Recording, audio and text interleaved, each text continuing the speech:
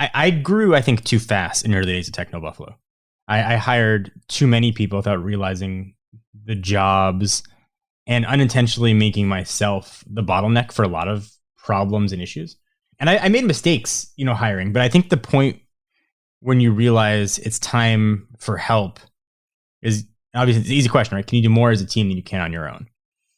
And I had to come to the realization that there are a lot of areas in my expertise where I was deficient. And that was a big problem, right? I know that I don't have the editing skills of John. And I've said this, I would say as if John wasn't here. Like I've talked about it on many podcasts. I don't have that. So sort of being able to come to that realization and then find people who can fill that gaps are really important. I made plenty of mistakes hiring. But the best thing that I ever did was hire people who are much better than me at a lot of different things. Welcome to Geared Up. I'm Andrew Edwards. I am John Rettinger. Geared Up is your weekly look at the world of consumer tech and gadgets. And John, quick update from last week. It still remains the same. Last week, I said that somehow this show each week brings on the best guest we've ever had. Yet, the true story. That best guest is no better than any previous guest. And so we had to top ourselves from last week's MKBHD appearance. And it was tough to do, but we have done it. Really, there's only one person that could have done it. Correct. And I had to search far and wide for this man. He brings humanity back into the world of tech. Mr. Jonathan Morrison. How are you doing, sir? Hey, you're going to make me blush over here. That's not I can't follow up Marquez, but I appreciate you guys. Oh, absolutely. I mean, we need to let the crowd know, like, they're here for excitement, for the passion of technology. And we just need to start the show off right, letting them know they are in the correct place. Before we jump into John, who he is, what he does, a quick note from last week. I had several people write in saying, hey, you guys talked about these new channels that you launched. I looked for them. I couldn't find them. So here's what you want to do on YouTube. John Rettinger's channel is called Money Rush, but type it in. Why is everybody laughing? Why is everyone? Because it sounds like you're about to give instructions to like my dad. You were looking at me like you couldn't hear me anymore. First you have to open up a browser. You know what that is? Listen. People want to watch our content. We need to make it easy for them to find it. So Money Rush. Fair enough. Just type it in as one word. Yes. Money Rush as one word, and it'll come right up. And then for mine, Hyper Profit. But again, make it one word. Hyper Profit, no space, and it'll come right up. And you can learn about personal finance tips and tricks from both of us. Now, back to Jonathan Morrison. John, if there's someone out there listening who doesn't know who you are, which I don't know who that might be, but if that happens to be the case, let people know a little bit about yourself. Man, I hate this part. I know. Yeah, I gotta do it. I don't know. I make videos and I like music, and I just try and bring, I guess, the appreciation back. It's easy to get jaded in the era that we live in, but just try and remember how good it is and how the reality is that there's nothing truly, truly awful these days. And it's an amazing time to be in tech. And I try to just make stuff around that. I appreciate that point of view. Like, it is often, sometimes I feel like, is it just me appreciating it, or am I just old? Because sometimes I'll like pick up a smartphone and just realize like I'm holding something in the palm of my hand that's made of metal and glass that allows me to face talk to anyone on the planet at any time. You take all the fanboyism and operating system and all that stuff away. How amazing is that? But what's the resolution of that screen? Is the processor good? Is it 120 hertz? How many gigs of RAM does that magical device have? Like, let's talk about what matters. True. I want benchmarks, or you're wrong. Fair enough, and that proves how young you are. So I wanted to talk about some of John's workflow, because you've kind of had a shift. Yeah. Can I jump in here? Can I jump in on this? Just real quick. As somebody who's seen the workflow firsthand, John and I had the privilege of working with John for about a year at his space in Claremont. And John's workflow is unlike anything that I've ever seen, just sort of in regards to the artistry of the videos. I think there are two types correct me if I'm wrong, two types of professional creators, maybe three. There's the artists who are in it for the art. There's business who are in it for the money, and then there's people who are sometimes straddle the line between the three. But I had the privilege of seeing John as an artist work, and it was a side of seeing kind of how the sausage gets made that I didn't appreciate before I saw it. So I actually added this to our list of things to talk about. Because John, I think how you approach videos is really unique still. I mean, even all this time later in the space. Thank you. Yeah, I mean, it's hard to not really enjoy it if you kind of mix it up, because I think it can get stagnant. But I think just creatively, I think it's definitely something that makes my brain feel good. And, again, just kind of not to hit that point too hard, but just going back to where we started and how much things have changed now, and wanting to get better and elevate, and knowing when we started, you had to go buy a book to learn something, and that we have everything in front of us at our fingertips, in front of our body. If you want to learn anything, you can. So it's just trying to navigate that and then make something that's better than it was prior, and then something that also you are proud of, I guess. I think the question I wanted to ask, John, I'm sure everybody here has seen your work. And again, I've seen you spend 6 hours on what ends up being like a 12-second shot in a video. I've seen you spend weeks on videos and then kill them because you didn't like how they turned out. What is the thought process when you make a video? Do you wait for inspiration? Do you just be like, well, today is Tuesday, I got to make a video? For people who are listening, we have a lot of folks who listen to this who want to do what we do. Like, how is your process? How has it evolved over the years, and kind of what do you do when you want to start making a video? Yeah, I think it's a blend of inspiration / it's also a job and a business. So we kind of like have to walk that fine line of, okay, you can't just treat it like you're some artist who can make something every once in a while, because it's even hard to even say. I wouldn't call myself an artist. I just enjoy making things. But I think it's that fine line of inspiration / just the tech cycle.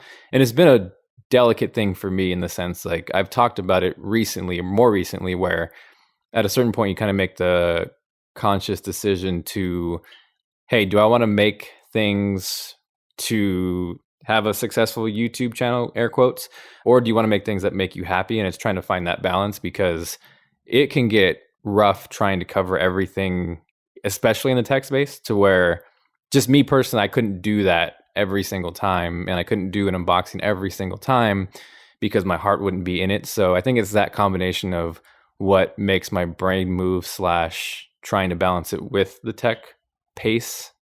The best comments that I'll ever see or get is, oh, the editing is good, which to me, they don't know why it's good. That's just a normal person who's not into photography or videography or composition or lighting. But if you can have the normal average person say this is good editing, then to me that's a win. And it's the idea and the notion of how do you make something feel good, look good, without necessarily the person watching knowing that.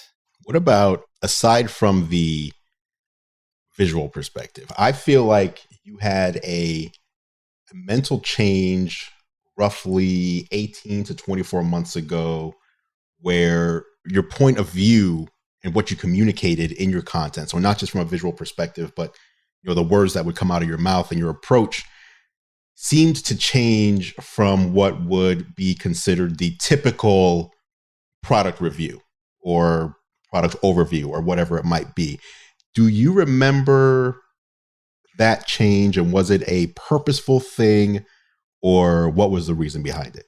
I think the fire started with the era and the time when I did the whole iPhone selfies, skin smoothing, and said it was a Android phone, and got a bunch of crap for that. But I've always had that in me, and I think it's easy to, again, fall into the rhythm and to the, you have the voices in your head saying you got to do this, you got to do that.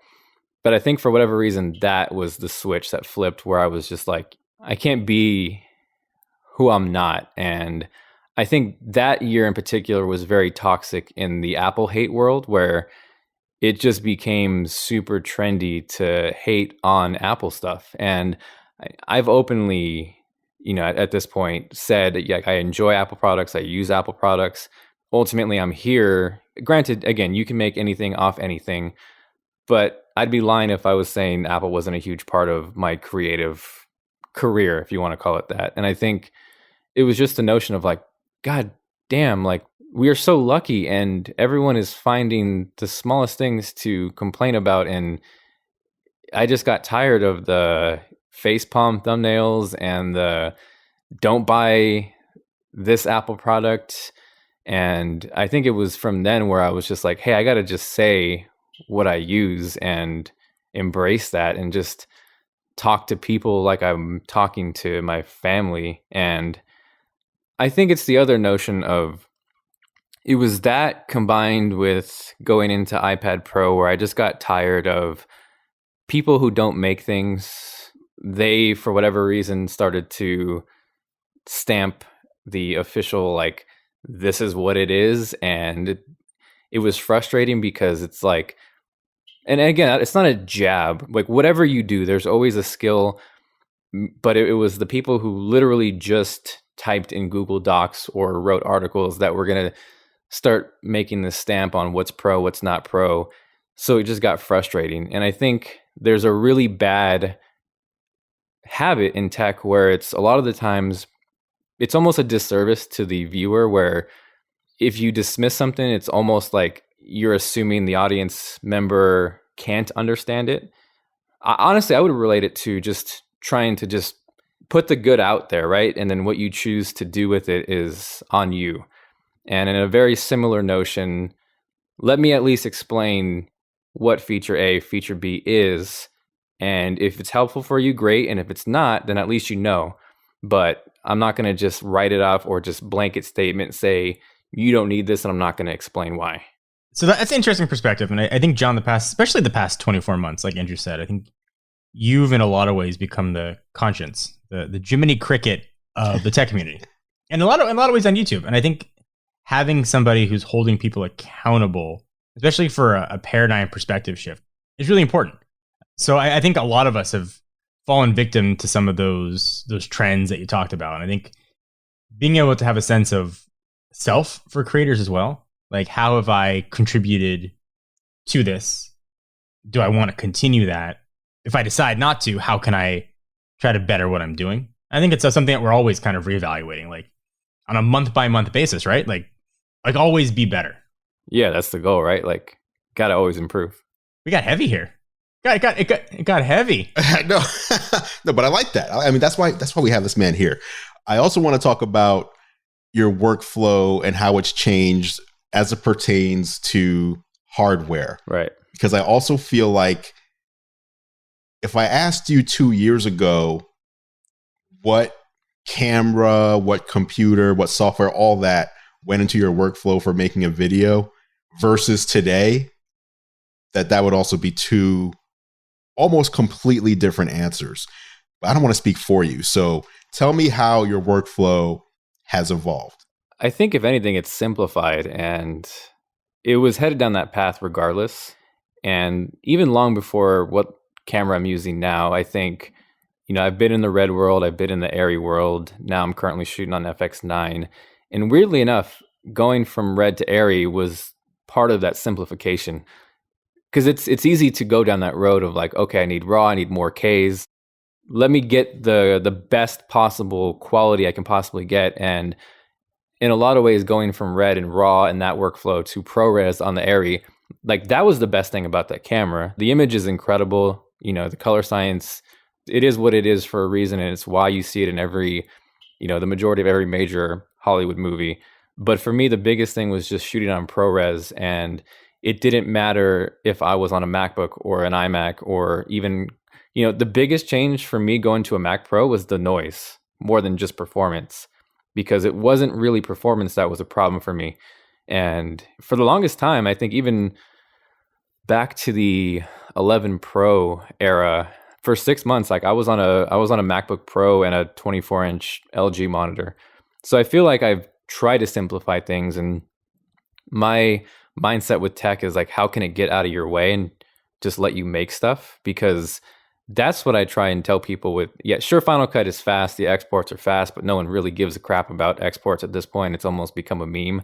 And how does it just become part of your workflow to the point where you're not having to think about the UI changing or moving, and almost to where it's an extension of your brain? And how can I get the image the best I can in camera so it's less work that I have to do in post?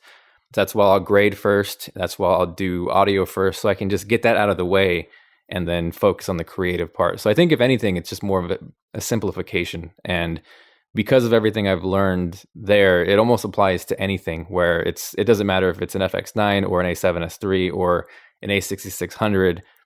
It's almost like Karate Kid where, if you learn the foundation first, it almost doesn't matter after. It almost sounds like it's like a bell curve, right? Like there was a time where you were shooting on more consumer level products. Sure. Then you went and graduated, all the way up to the Red cameras. And now you're shooting on an iPhone SE and editing on an iPad mini, all your videos. How how did you go from, like, it's two extremes. Like there was a point in time where you said, I do need or want this cinema grade, cinema level hardware.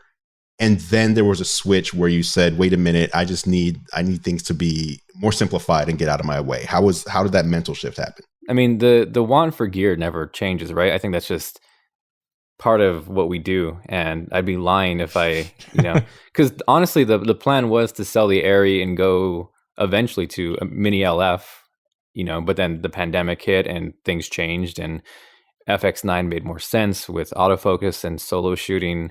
And again, it was just the notion of, hey, all those things that I learned apply here, and learning false color. And I know John can attest to that. And it's like every team member that he has is so talented, and they took the time to learn the fundamentals. And once you do that, then at that point, it's just creativity, because there's so many talented people these days that anybody can truly make something look good. It's just, how do you stand out and be different at this point?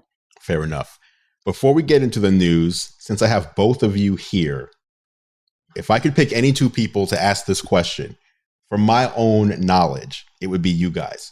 So this is my opportunity to ask, can you both answer this question? And John, well, you both are John. Jonathan Morrison just alluded to this a second ago about team building. When someone gets to the point where it's time, first of all, how do you know you're at the point where it's time to build out your team? And second of all, how do you go from being a solo creator who's successful to building a team that does not negatively impact your business?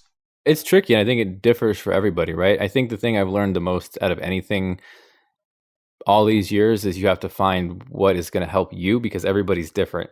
And for me, it's a challenge because there's no blanket right person. And I've had to learn what are things that help me. And because it's different from you, it's different for John, because I'm someone who's hands-on, right? And I know it can be incredibly frustrating if you're trying to be that person to work with me, because I have a hard time being hands-off. Ultimately, I think it stems for me, and I always relate it back to The Walking Dead, is like, you have to be a good human. And because it's like when Rick asked the questions, I don't care how talented you are. I don't care how skilled you are. If you're an asshole, I don't want you on my team. And if it's the zombie apocalypse, are you going to have my back or are you not? So I think that's the foundation. And I think from there, you can teach anything. And ultimately, you have to find what is it that you need help with, and what is it that alleviates stress and burden off you so you can be more useful. For me, I think I can echo exactly what John said. I grew, I think, too fast in the early days of Techno Buffalo. I hired too many people without realizing the jobs, and unintentionally making myself the bottleneck for a lot of problems and issues. And I made mistakes, hiring, but I think the point when you realize it's time for help is obviously it's an easy question, right? Can you do more as a team than you can on your own? And I had to come to the realization that there are a lot of areas in my expertise where I was deficient. And that was a big problem, right? I know that I don't have the editing skills of John. And I've said this, I would say as if John wasn't here. Like I've talked about it on many podcasts. I don't have that. So sort of being able to come to that realization and then find people who can fill that gaps are really important. I made plenty of mistakes hiring, but the best thing that I ever did was hire people who are much better than me at a lot of different things. And obviously, like I said, there have been mistakes in that process. But if as a whole, the organization is better than they would ever be with just me, then it's time to move, right? And it's time to bring somebody on. And personally, I've struggled with letting go. And like John said, like him being hands-on. And I was hands-on for a lot of different reasons. And actually, I don't know if I've talked about this on the podcast, but then it's good with John here. But a little bit of a story, if I can tangent for a minute. So during the Techno Buffalo day, especially the end, I've talked pretty publicly about some of the like mental issues that I went through and battling depression, and just it was a really hard time at the end days of Techno Buffalo. And I'm sure John knows what's coming here, but I had filmed our review for Techno Buffalo, the iPhone XR, and I just got off some of the hardest phone calls I've ever had to make. I was beat down. I had no creativity left in me. I was a shell of a person who was just talking on camera. And it was horrible. And I didn't end up liking the iPhone XR. It became a whole thing. And John had a different experience with his. And he and I had been friends John and I have been friends. We go back, 10 years. If you search on the channel, there are still videos on my YouTube channel with John hosting them. Yep. We go back that far. So I went up to Claremont where John films or works. And we were doing a collab. And afterwards, John and his business partner, Josh, and this was really I think a life-changing and a career-changing thing, like pulled me aside. And we're like, what's going on with you? Why do you look like this? Something's wrong. So I spilled my guts to them. And I realized that I had, the team I had wasn't right. The way I structured my business wasn't right. And then John called me that night on FaceTime and was like, why don't you just drop it? Like sell Techno Buffalo. Why don't you just come work here for a while? That was really the extent of the conversation. That was really the conversation. And so I did. I took the team that I had after I sold Techno Buffalo, and we drove the 50 minutes or so each way out there, and it was such an invigorating experience. You guys will never know this or see this probably about John and his team, but has had some of the most talented human beings on the planet working there and coming in and out of that building. And he'll never admit it, and John's a pretty humble guy. But seeing that process and seeing someone who I regard very highly as a human being, but also as a talent, bring on people who he thought were more talented than him in certain areas was inspiring. And that fundamentally changed my managerial process. It fundamentally changed how I do my business. And it led me back to a love for video again. I know it was kind of a longer story, but it was interesting talking about hiring, but that's a story that is very true. And in a lot of ways, I think saved my career. I was ready to sell everything and just be done and walk away and go do something different. And then having someone that I could talk to sort of share that, anguish that I was going through was really a changing thing. And then being there in Claremont and sort of seeing those people work, seeing John work, who's worked very differently than I do, was really a cool thing to see, and something that I personally will always be eternally grateful for. John, you are the man. Both of you, Johns, are the men. I admire you both. It's true. I'll stop saying how great John is here in a minute, but you'll hear stories about John. Like, oh, John did this, and for every story you hear, there's like 15 that you didn't hear or that you didn't see. I've been at events, big phone events with smaller YouTubers who are like, oh, I wish I had a better camera. I wish I had a light to get the shot. And John, without even filming his own stuff, was like, here, take mine. I've seen things like this happen, and like when you get caught up in like iOS or Android and you knock a creator because their OS preference, you're ignoring who they are as people. And things like that I took very personally, especially when it came to John, knowing like the measure of the man, so to speak. I 100% agree with that. That has happened to me. I just mentioned in passing after a Samsung event, oh, we don't have a light for the hotel room. And he's just like, here, you want to use this one? I'm like, yeah, but the embargo's in the morning. You're probably going to need your light. He's like, no, just bring it to me later. Just take it. Yeah, just take it. Like, you're cutting out your time making your video to help me out. That's the kind of person this man is. And there's like 30 of those stories that'll never come to light for every one that someone like tweets out. You guys are too kind. Now that we're embarrassing him. This is the kind of guests we have. Like every week we're talking about like how great our guests are and the great things they've done, and every one of them is like blushing and embarrassed. But that's the kind of quality people that we want to bring to our audience. Let's switch over to some news. Okay. We're gonna switch over to news now. First story on the agenda. I want to get your guys' feedback on this one. Elon Musk and Tesla, well, Tesla as a company, Elon announces that they invest $1.5 billion into Bitcoin. What do you think? I mean, Tesla, if anything, is a disruptive company, right? Like they disrupted the entire automotive industry that hadn't seen a successful new startup in, it was like 100 years. I mean, it was since like GM. It was like a crazy thing. So Tesla buying $1.5 billion of Bitcoin to just diversify their portfolio and essentially just hold it as what they assume is appreciating asset. As Tesla goes, a lot of the auto industry goes. And as the auto industry goes, a lot of the market goes. I think it's the first real big step to legitimizing Bitcoin as an asset in a portfolio.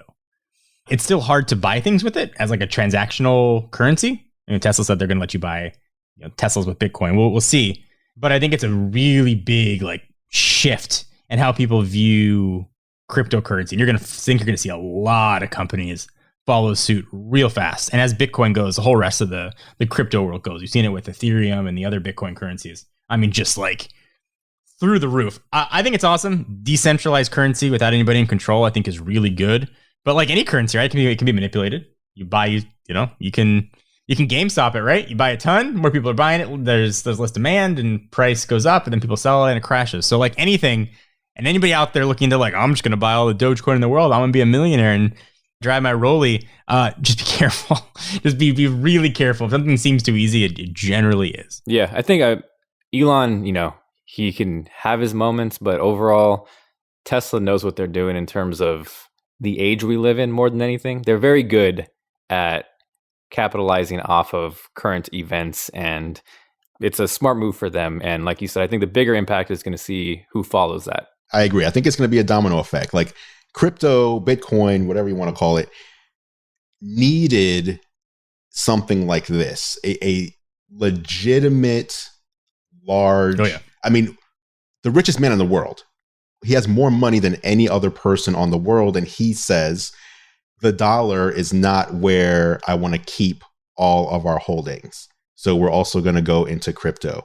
What was super interesting, though, when the news first came out, 1.5 billion, and I saw some people on Twitter, obviously no experts, but Tesla's wasting their money. Look what are they doing? And then when the news drops, about 10 minutes later, the stock rises by 3%, which is a market cap of $11 billion. So by spending $1.5 billion, they already covered it. It's already done. They've generated $11 billion from that, plus the 14% rise in Bitcoin when the announcement was made. So I think it's incredible on the one hand that they made the investment, but I think even more important will likely be when they enable the purchasing of cars and accessories with Bitcoin, because then you're going to have other companies. The thing with companies is they all have FOMO. Like, oh, they're doing something. Why don't we have that? Tesla's doing that. Why aren't we doing that? So I think that's going to be the domino effect. I'm going to go on a limb here. We'll see full self-driving before we see Tesla accept Bitcoin for their cars. What? And we all know how far away full self-driving. It's just around the corner. Really? It's the end of any given year. It'll be here. Yeah, 100%. Why do you say that? I'm curious. Well, first, the value of the Bitcoin when people buy it versus transact, when people sort of shift it over versus what it's going to be worth. Regulatory, and Tesla's a publicly traded company. Like they're talking about transactional things in essentially an unregulated industry. Bitcoin is not, there's no insurance behind it. It's prone to fraud. I think it sounds awesome, but I think it is very far away from happening. Bitcoin as a currency is not quite there yet. That's interesting. But that's just me. That's interesting. No, so I feel like in order for any crypto to be less of an asset that just gets held and to actually become a currency, which people, I mean, is part of the word, it needs to be something that is accepted for more than just like friend to friend or online transactions, but you really need to be able to use it in everyday life. So how do we get there? Absolutely. How do we get there?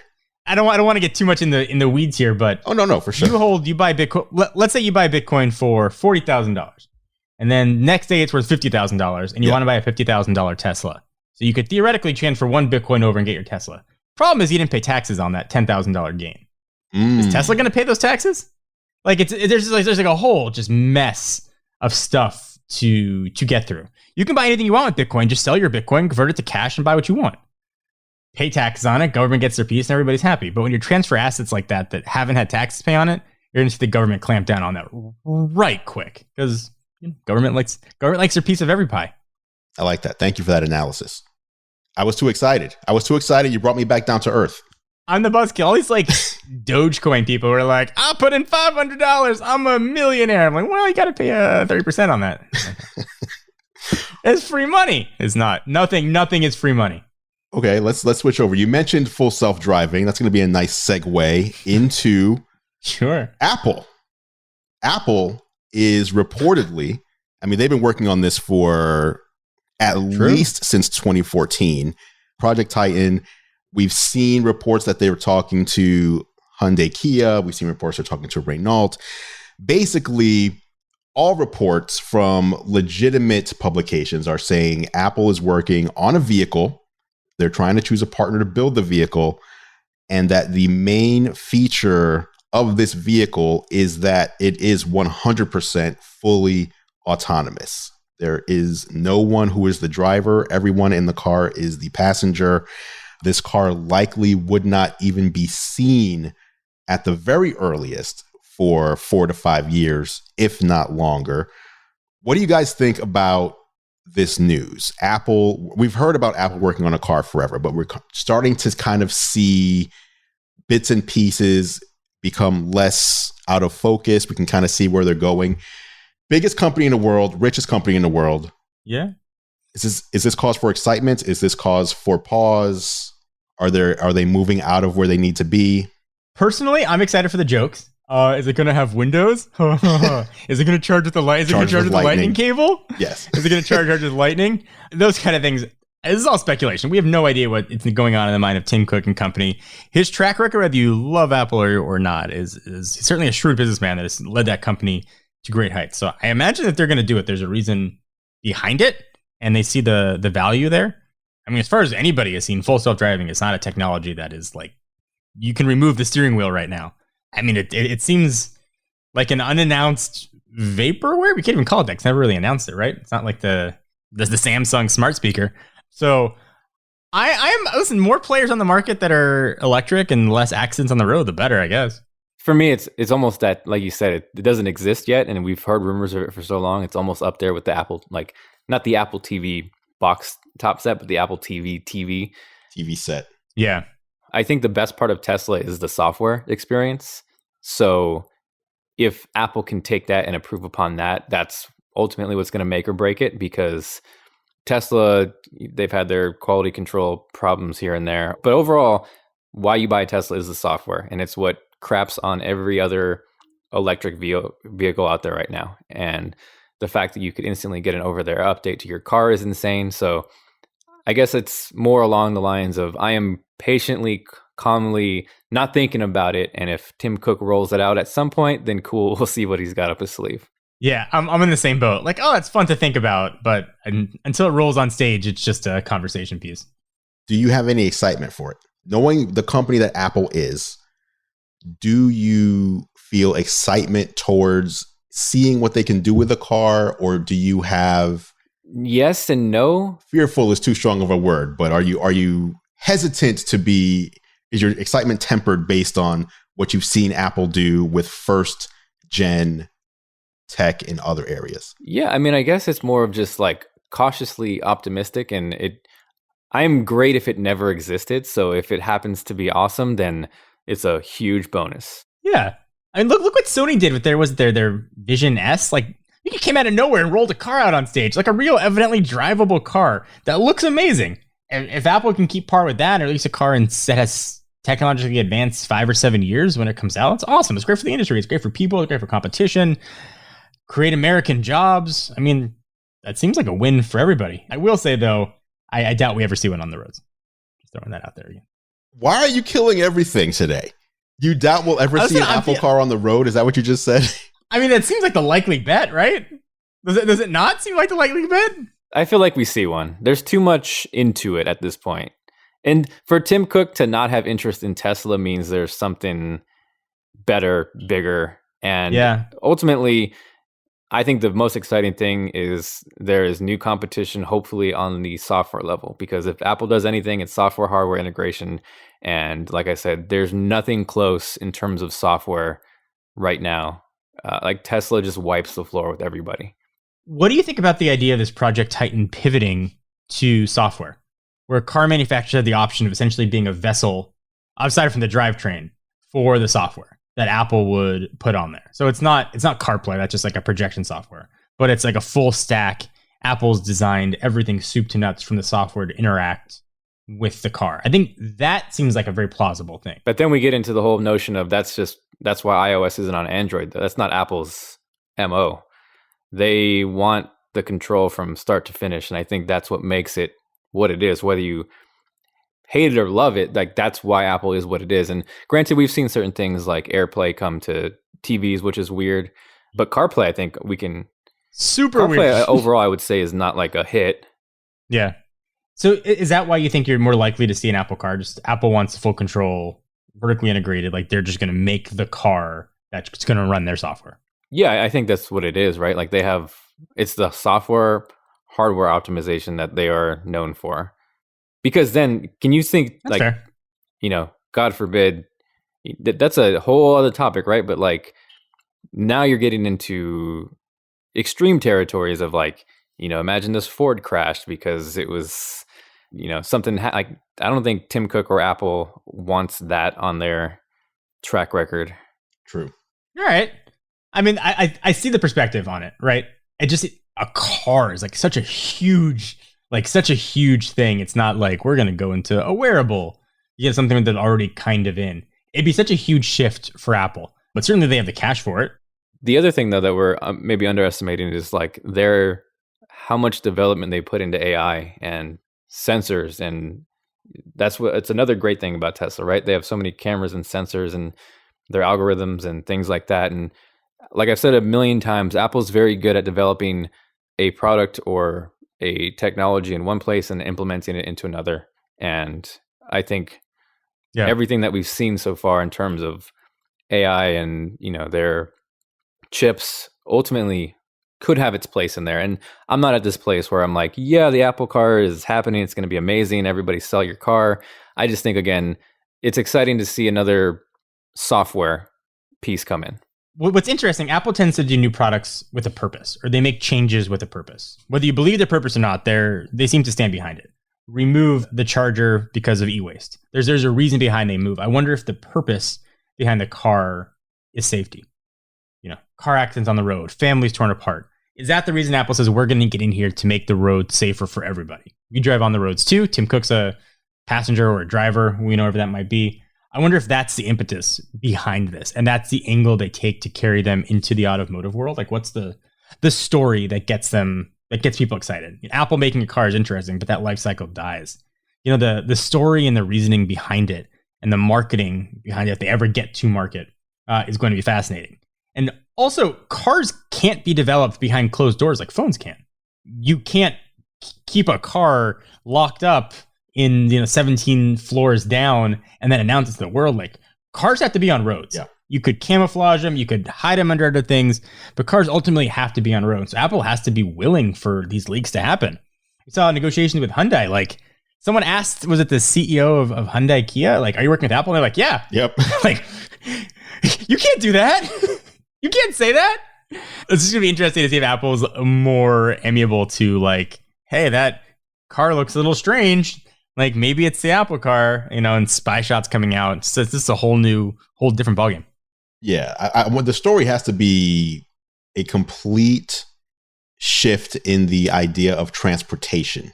So less of everybody else makes cars and here's our take on the same thing that everybody else does, and more of here's a dynamic shift in how you get from point A to point B, or how things get from point A to point B. Like, maybe you send your car to the grocery store and it picks up your curbside pickup and drives it home, and you don't have to go anywhere, because what's the point of you being in there anyway if you're not having to drive?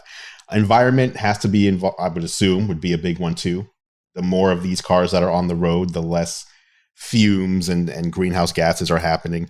It'll be interesting to see. I think we're a good 5 years away from any sort of announcement. And so you look forward to 5 years of just the rumor mill spinning, but it could be cool. So I just want to reiterate though, John Rettinger's over the past 2 weeks, his predictions include number one. Are you keeping tabs on me? I just want to keep tabs on accountable. This. The viewers are going to hold you accountable. Number one, at least one iPhone this year will ship portless. Number one. John Morrison, do you have any takes on that? I don't think we're there yet. Okay. That's what I said. I don't think we're there yet. I think we're a year away, like another year away. I think next year. 2, despite Elon's tweet, we will not see Tesla accepting Bitcoin as payment, at least until full self-driving is up and running, which who knows how the hell long that'll do. 100% you'll not be able to buy a Tesla this year with Bitcoin. Like 100% that will not happen. I like that. And then Apple will never have a consumer car on the road that you can buy. There it is. You heard it. You heard it here, folks. Okay. Look, I see you guys laughing at my predictions. I'm marking the calendar. 1 year from now, we're gonna have John back on, and I'm gonna keep tabs. I agree with you. I don't think Tesla accepts Bitcoin anytime soon. I mean, we haven't seen the Roadster, we haven't seen Cybertrucks. I don't think Tesla accepts Bitcoin anytime soon. I do think there will be an Apple car eventually. So I agree on one of the 3 things you said right now. Fair enough. Fair. I'll take 33%. I wanted to go back to John Morrison for a minute. I wanted to ask you some questions that I asked Marquez last week about rumored upcoming Apple chips in Macs. And so basically, before we get started, what are you currently using today for editing your videos? 13-inch from a Mac 13-inch M1. That's my computer. Everywhere. Wow. Everywhere. Okay. 13-inch M1 MacBook Pro. Yep. Right off the gate, we're starting off different because Marquez is using the Mac Pro, currently shipping Mac Pro. So this is going to probably be easier for you than him, but let's just go through it anyway. Let's say Apple introduces the next iMac, which is rumored to be redesigned to fairly closely resemble the current Pro Display XDR. And let's just say it has an M1Z. I'm going Z because X now seems to delineate not as many cores as Z has. So M1Z processor, new all-in-one design, but it's a desktop, not a portable. Do you switch? I think I would give it a shot. The only reason I am on a M1 MacBook Pro is because, I mean, typically like a dual desktop laptop workflow is probably ideal, but the M1 in terms of video for me is better than an iMac right now. So I can see a world where if there's an iMac and it's more powerful than the M1 MacBook Pro now, like heck yeah, I would use it. I think I'm just in a place where the M1 is so good for what I do. The only reason I've had to even power on anything Intel is audio, just because there are certain plugins that still aren't M1 optimized. But in terms of a video workflow, I am 100% M1.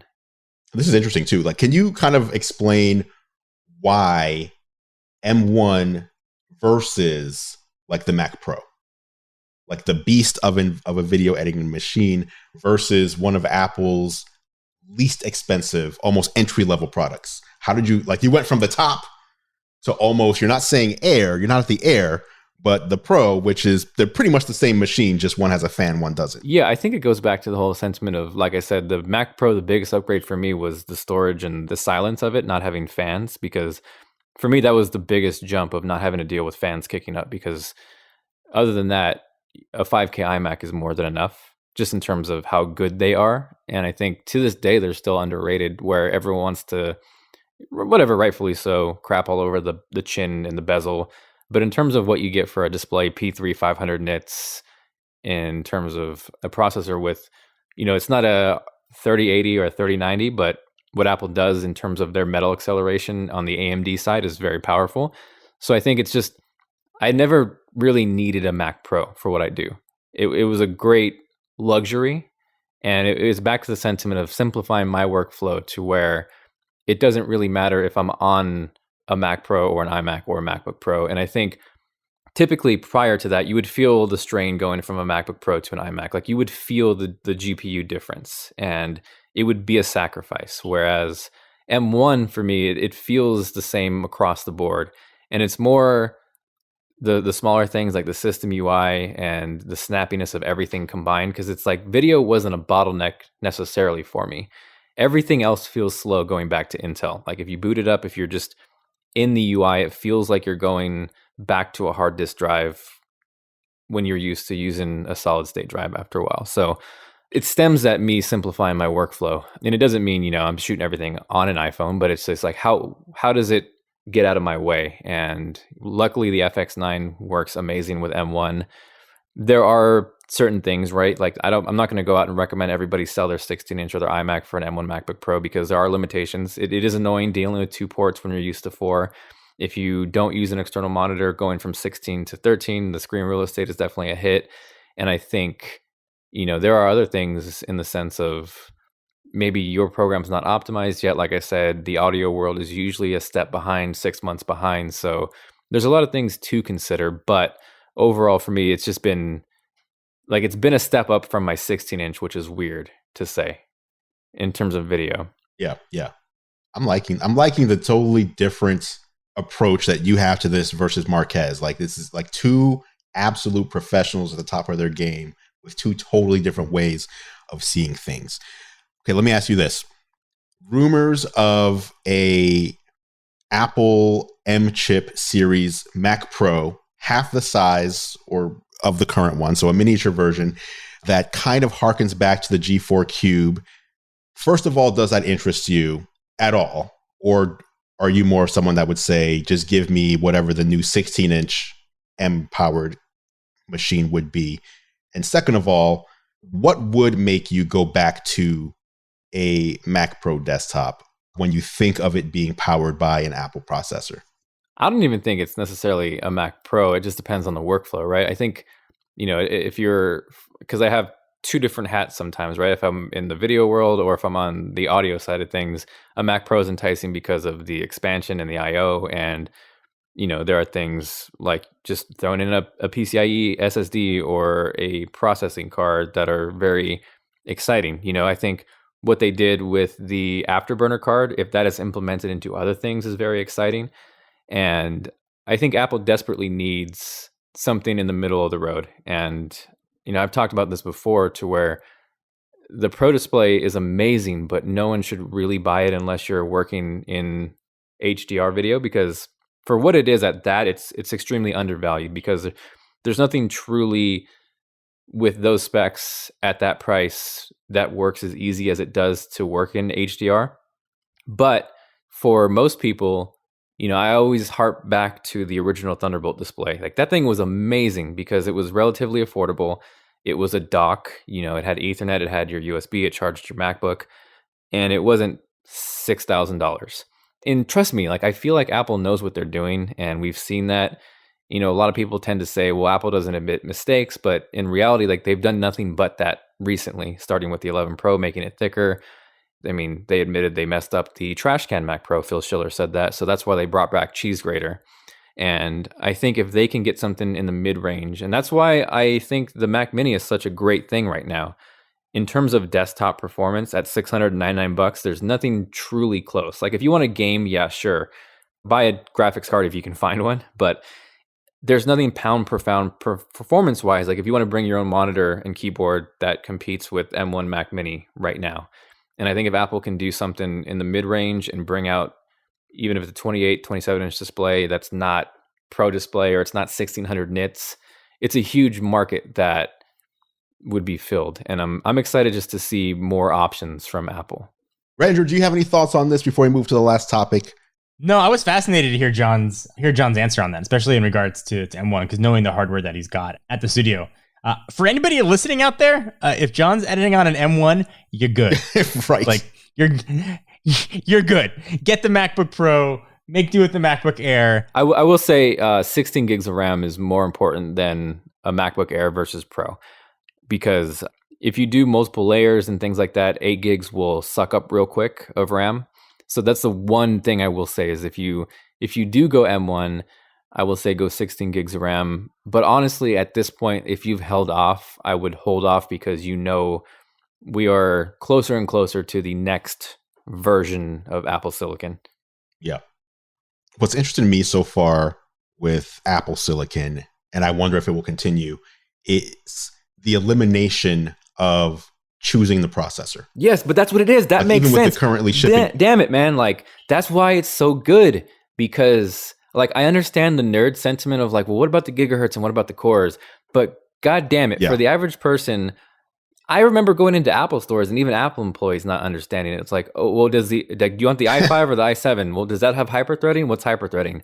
Oh, there's virtual cores. So it's like, even though it's a quad core chip, there's actually 8 cores. So I think the notion of just like, hey, this one's faster, pick this one. Like, that's so much simpler. And I understand the frustration of, like, again, the nerd side of wanting to know the specs and the cores and the gigahertz. But ultimately, if we can simplify things and it's like, oh, do you want 8 cores, 12 cores, 16 cores? And it is as simple as this one is faster, that one is faster. That makes it so much simpler. John, to anybody out there looking to get a computer, recommending 16 gigs. What do you think about the cores, though? The 7 versus 8? Do you think there's a difference people should be concerned about, or save the money for the RAM? If you do heavier stuff, go for the MacBook Pro and the cooling is nicer, but the RAM for me is more important than the extra core. The MacBook Air is a great machine. I think more than anything, you're buying a MacBook Pro for the extra brightness. A lot of people miss that. People are like, oh, well, the MacBook Air is MacBook Pro. Like, well, no. The MacBook Air is 400 nits. The MacBook Pro is 500 nits. That 100 nits can make a difference if you're used to it. I do find myself, if I'm on a MacBook Air, I keep pressing the brightness button because I'm used to 500 nits on an iMac. Most good displays, and that's what people, again, don't give Apple credit for, is you're not going to find a lot of 500 nit P3 displays, especially at that price point. Usually they're 300 nits, 350 nits. And that's why it's a combination of, yes, you get a fan, yes, you get an extra core, but the core is the least of the advantages of the MacBook Pro. I would say the fan, and then if you can, like, if it's a matter of where do I put this money, definitely go RAM over a fan. Last story of the show. Another future product, this one likely a lot closer than the car. Dan Riccio at Apple was the head of hardware engineering, all hardware engineering, and he has been, I don't know if you call this a promotion, because he's no longer the head of all hardware.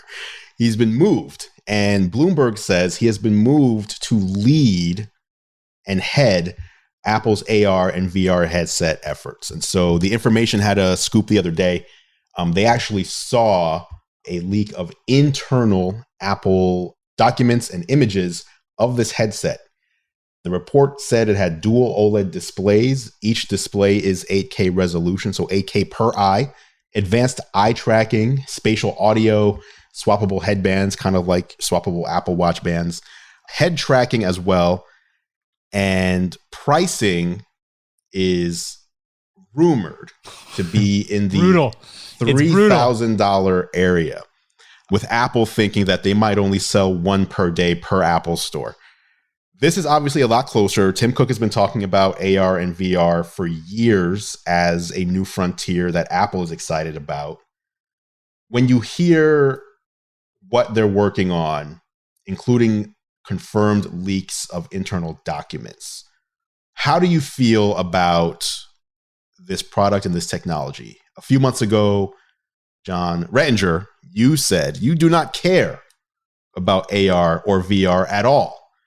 But this, I mean, I'm assuming from Apple's perspective, is if you take the car out of the equation, this is their next big thing. What do you think? His face does not look excited, ladies and gentlemen. John, I'll let you take AR VR first. I would probably mark it similar to the car, where I'm good with that right now, and if it turns out to be useful, then I'm cool. I guess I've never had I would be more excited for AR as opposed to VR. But I'm not someone who tends to like I've seen the appeal of like Oculus, but I've had like weird experiences where like it made me dizzy. So I think again, I think what it stems down to is it's going to be part of the bigger picture, potentially like the car. So I think it's something that Apple is going to roll out that's going to play a bigger part in the bigger picture. And much like AirPods Max, maybe on a bigger scale where it's more of a luxury item, so they get the tech out. I think that might be a better use case for it. But if they can get it mainstream, especially with how things have changed, right? If it's a way to replace business meetings, or I know they've done the things where you can see what a product looks like, and if it's high level screens to where you're almost getting that shopping experience, or to where you can, who knows where it's going to be, man? Like you could wear your Apple headset to see your car go pick up your groceries, like we don't know where it's going at this point, but I think it's probably going to be one of those things where it's going to play a bigger role in the bigger picture is my thought. Yeah, I like what he said better than what I was going to say. Let's go with that. What were you going to say? I need to hear this. I like John's explanation. I mean, I think it's kind of similar. Like, I know AR and VR are big things. I just have yet to see real reasons why they've been exciting for me personally. Like, I get that people love, gaming in VR, and I that's awesome. I haven't seen a use for it yet. Apple's a company that doesn't traditionally develop products out in the open. They don't usually release things until it would have been, Gen 2 or 3 of other companies. So if Apple is doing, AR, VR, and it does sound like a very Gen 1, then personally, I commend a company who's willing to take that risk, but also get feedback from users who are using the product to get to that Gen 3 or 4. See, I'm gonna hop in real quick though. I feel like the days like for the most part, I feel like the days of, and this was something that I felt a lot of people were wrong with M1, is everyone is quick to say, well, oh, it's Gen 1 or this is a new product. But again, if you're paying attention, like we've been seeing these things throughout different products, right? That's why they put LiDAR on what seemingly was a pointless iPad Pro refresh, where they unlocked a core. Everyone was like, what's the point? But then we then saw LiDAR on the iPhones, right? And there are smaller things that people look over where you can use the LiDAR sensor if you're blind or if you have a visual disability so you can know how far a person is from you or how far the stoplight is from you. So I think yes, there is some truth to it, but for the most part, I feel like again we're seeing a lot of these products being developed in front of us where we don't even know it. So a lot of the AR and the VR, like we're seeing it with AirPods Max and spatial audio, which stemmed from the HomePod. So I think we just need to be more cognizant of, hey, like there is a reason for this product or this feature, and we're going to see it pop up in different ways. So yes, it will be a Gen 1, but in a lot of Apple's recent products, we've usually seen that piece of technology somewhere else before. Yeah, I agree. I think that's an interesting perspective. And I see it. I think M1, like you said, Apple had no business, to the outsiders, I think, having no business with the processor that was that good for a fresh and effort. But certainly, like you said, they had been developing that technology for a while, and we saw it. AR, VR, well, certainly it's been enabled on their products for a while. A headset is an entirely new category. Apple had been making processors for years, just in different capacity for different use cases. So I'm optimistic. I think Apple generally delivers a product that's polished and refined. And if any company is good at finding a use case for a new product line, it's Apple. I mean, 100%, right? They sold us an initial iPad that was a blown up iPhone, and it changed tablets forever. So I think there probably is that use case where like I never thought of that use. So I'm excited to see it. I'm excited to see what it's going to be, and I'm interested to see how Apple presents it to the market and what the must-have use case is going to be, or what use case they try to sell it as, especially if the price point ends up being true. Sure. For me, I don't know. I get excited about just new technology as a fan of seeing cool things. Like when I read the dual 8K display, to me isn't about like the resolution. It's about dual 8K displays with advanced eye tracking so that wherever you happen to be looking, that's where all the resolution goes, and everything in your periphery isn't as high resolution because you're not staring directly at it. but how quickly it has to adjust based on how rapid, your eyes shift around. Just when I hear stuff like that, that goes back to kind of how we opened the show, where I was talking about, I just have this slab of glass that I can talk to anyone in the world on. Seeing technology improve and evolve in a way that either helps you, like helps humanity, or just provides a new experience that we've never had before. To me, that's the stuff that like makes me excited anytime Apple has an event upcoming, where it's just like, what are they going to do to either make my life better or more fun in a way that I never even realized could be the case?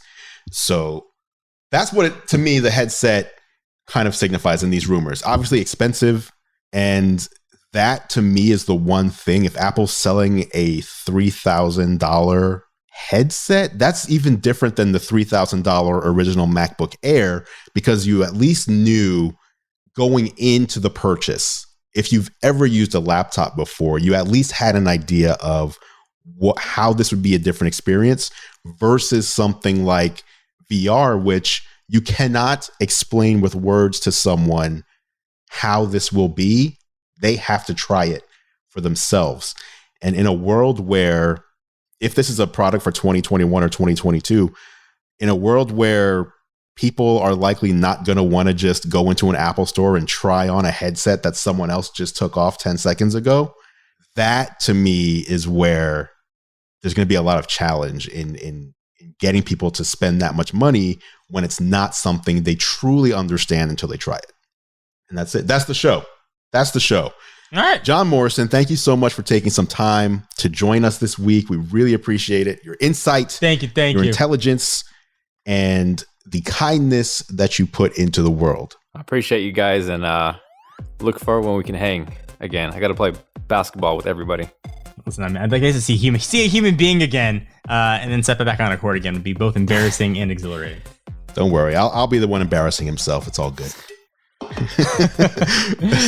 Thanks, guys. Yep. Thank you, guys. Thanks, guys. And that is it for this edition of Geared Up. Thank you so much for listening. Of course, you can catch John and I on YouTube. I'm at youtube.com/gearlive, and John is at youtube.com/John4Lakers. Feel free to head over and subscribe to our channels to stay up to date on all the latest tech. Speaking of subscribing, you can subscribe to Geared Up in your favorite podcast app if you haven't done so already. Just search Geared Up, that's 2 words, not one, in Apple Podcasts, Spotify, Pocket Casts, Overcast, or really wherever you choose to listen. If you like what we do, please consider leaving us a rating and review. It really helps other people find the show. Geared Up is a Gear Live podcast, and you can see more from us at gearlive.com. Thank you so much for listening. For John Rettinger, I'm Andrew Edwards, and we'll catch you in the next episode.